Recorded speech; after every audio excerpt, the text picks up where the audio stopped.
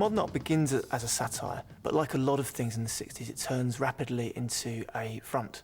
It turns rapidly into a selling point for people who want to make money. There was an intensifying commercialisation of culture. I mean, the 60s was the period when that begins to happen, when what postmodernists are now used to actually first took root. A lot of people are actually getting very rich out of that. When Warhol died in 1987, he left an estate of at least $500 million. And then, at last, we could see what he really considered art and good taste. We saw that his apartment was not littered with the avant-garde, but with antiques. In an age where he challenged our values in public, in private, he chose the objects that had stood the test of time. Andy Warhol. Phony, radical Andy Warhol. Bourgeois capitalist. Of course, capitalism gobbled up art. Capitalism gobbles up everything. It is the nature of the thing. And it was one of the things that we began to see it in the 60s. That satire, criticism, even revolution. I mean, Che Guevara, the man's dead face, becomes an iconic symbol of 60s fashion. Can you believe that?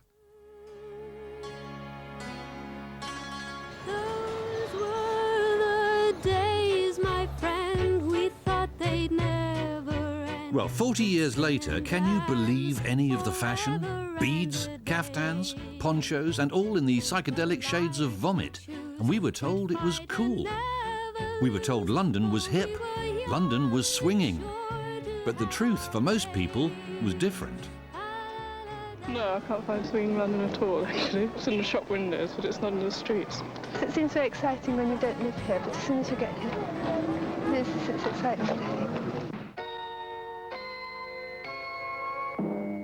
The Kenwood chef can mix and mince and slice and shred and grind and grate and blend and peel and squeeze. Is there anything the Kenwood chef can't do? To turn people into consumers, you first need to change the way they think. The 60s were the first full decade where we were exposed to an explosion of advertising. There was now no escaping the consumer society. We were told what to buy and where to buy, and no longer did we have to wait. Hire purchase and the credit card took over. Pleasure today, payment tomorrow. Every one of my generation, just about, was brought up with parents who believed in the value of delayed self-gratification.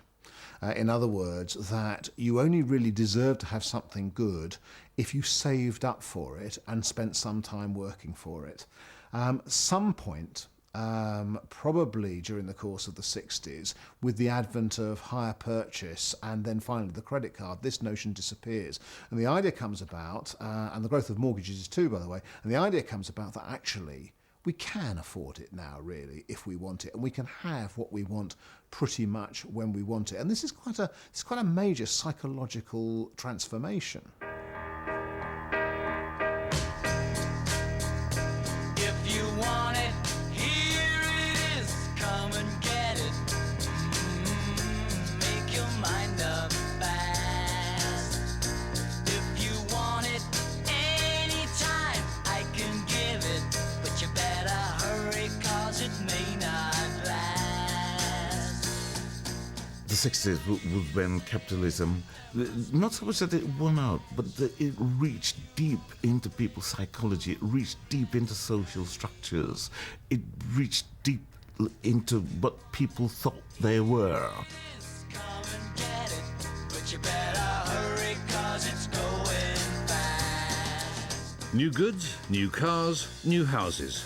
We thought we faced a future of infinite optimism. But in the headlong rush for change, we created a new alien landscape, a concrete modernity. In the myth of the time, this was progress.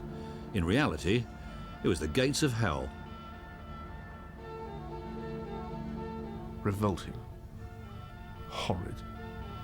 Nasty. I can't think of a single building put up in the 1960s that shouldn't be demolished. It's a dump, absolute dump. I've come out of a dump into a super dump. A nice little bomber doing smashing. 4 decades on, the most obvious scars of the 60s are the excrescences of tower blocks and the destruction of our town centres. It was a revolting time for architecture, a shameful time for British architecture. The main inspiration for the wholesale destruction of our towns and cities came from a French architect who called himself Le Corbusier. He argued that we needed a whole new vision of cities and that houses were machines for living in. It was, if you like, a form of an architect's triumphalism, that if they could imagine it, it must be good for people to want to live in.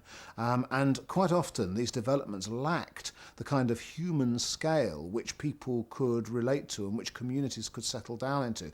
They lacked centres, they lacked places in which people could feel really at home. And it's interesting that during the 60s, during that decade, we couldn't see that. We couldn't see that these were in fact going to end up as being places which were too anonymous for people to find their homes in.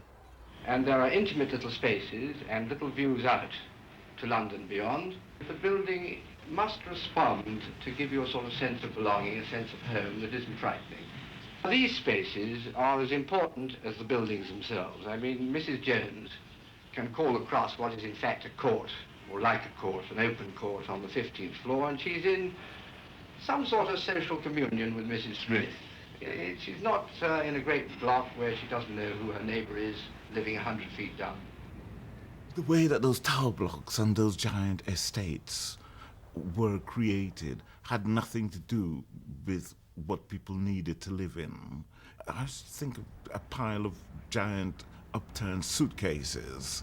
You stacked people in there. Something was deeply wrong about the way they built those things. Soon a mass hysteria gripped Britain. Crazed planners wiped away much good housing stock.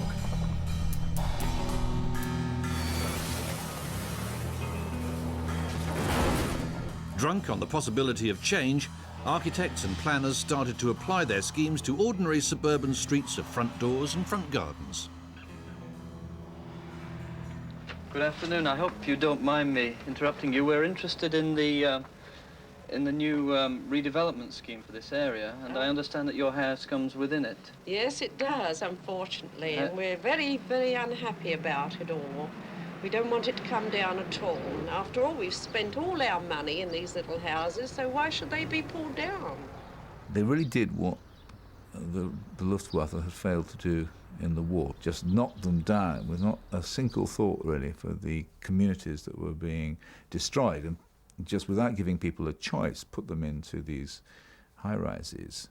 And this was an act, this was an atrocity, this was a disgrace. The politicians, the planners and the architects were intoxicated by modernity. Everything old, those neat established suburban streets and communities, was destined for demolition. It's interesting to examine our views now about our architecture and town planning of today. There's this incredible overconfidence that we have that what we're doing is right, based mainly upon a total rejection of the past. And of course, in the 50s and 1960s, people did tend to view the Victorian era and the Edwardian era as almost contemptible. The folly of the mass destruction of our cities was plain to see at the time. Architectural writer and critic Ian Nairn railed against the vandalism that had despoiled Victorian Bradford and replaced its human scale with a bleak concrete scape. The buildings are cut-rate metropolitan, the lampposts and the railings are Brave New Town, the seats are pre-war municipal park, and the subway entrances with the rusticated stone are a kind of weak echo of Wuthering Heights. It's far too open from the point of view of weather as well. And we certainly have some weather here. What the centre of Bradford needs is arcades and canopies, not windswept and rain-swept pavement. Yet for all this openness, Forster Square is no longer a proper shape, which it used to be. It's just a whirl of traffic, and you don't know where you are anymore. If you add it all up, you get a long yawn where you used to have excitement.